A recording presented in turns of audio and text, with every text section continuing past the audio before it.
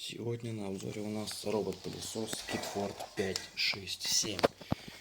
Вот такой вот он достаточно крупный.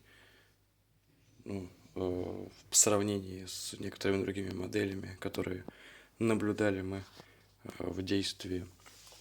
Включается сбоку. Есть индикатор. Включаем. И он начинает пылесосить. Что могу сказать? Так, провод мы кушать, наверное, не будем. Начал кушать провод. Так.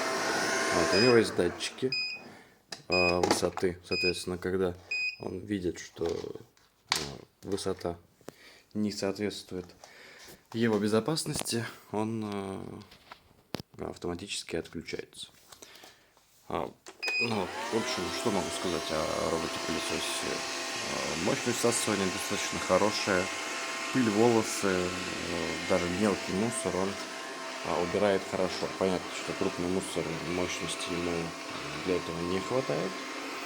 Но для таких вещей можно воспользоваться.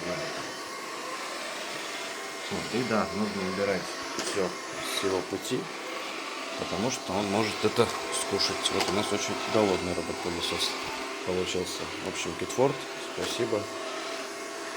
Всем пока.